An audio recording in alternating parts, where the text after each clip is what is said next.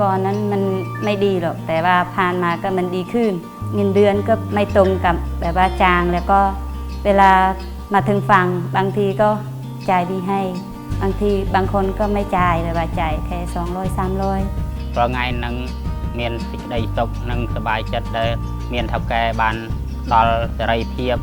อย่างบัตร ATM บัตรปัวบัตรสีชมพูนังกาเมื่อแทชื่อสกัดบานรอประเสริฐจงมุนจรณะ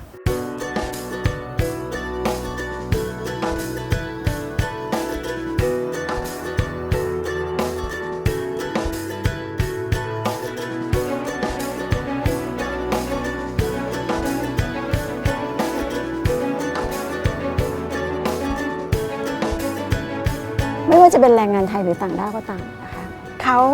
โดนนายจ้างค้างจ่ายค่าจ้างเจตนาค่ะหน่วงเหนี่ยวเขาที่จะให้เขาทำโดยที่เขาไม่มีอิสระภาพในการที่จะไปทำงานในที่ใหม่อย่างเงี้ยมันก็เข้าข่ายที่จะเป็นแรงงานบังคับ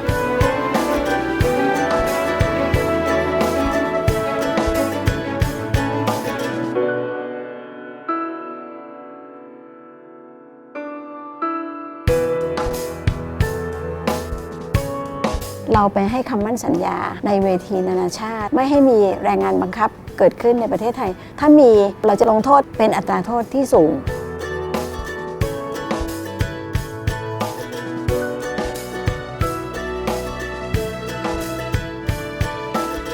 It's extremely important, but let me start by really congratulating the Royal Thai government and the authorities for having done this ratification, because by ratifying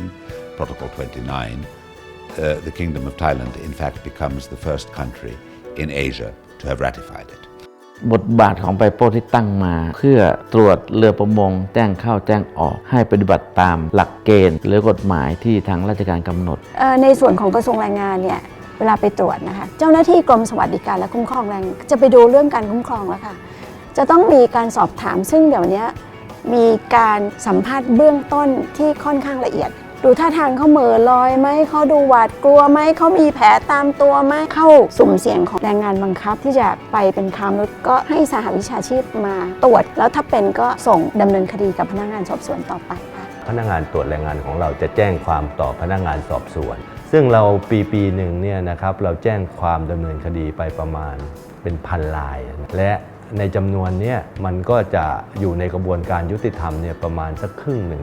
นายจ้างเนี่ยยินดีปฏิบัติแล้วก็ถือปฏิบัติมาตลอดเพราะว่าถือรักษาสิทธิของความเท่าเทียมแล้วก็การต้องได้รับสิทธิขั้นพื้นฐานที่ต้องดูแลอันนี้เป็นสิ่งที่นายจ้างปฏิเสธความรับผิดชอบไม่ได้เราจะมองเห็นว่าตอนนี้กฎหมายของประมงเนี่ยจะเริ่มคงที่เพราะว่าเขารู้แล้วก็ปรับปรุงแก้ไขในสิ่งที่มันดีขึ้นทุกเช้าเนี่ยจะมีเจ้าหน้าที่จากประมงมาเริ่มดูเขามีความเข้าใจความเป็นบริบทมากขึ้นอันนี้ต้องขอชื่นชมจะมีกฎหมายแรงงานบังคับออกมาอย่างชัดเจนเป็นสิ่งที่ดี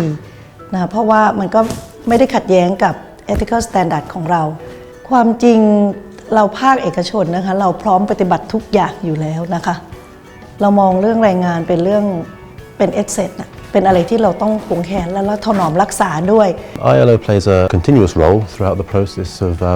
preparing a government to ratify a convention and basically providing the conditions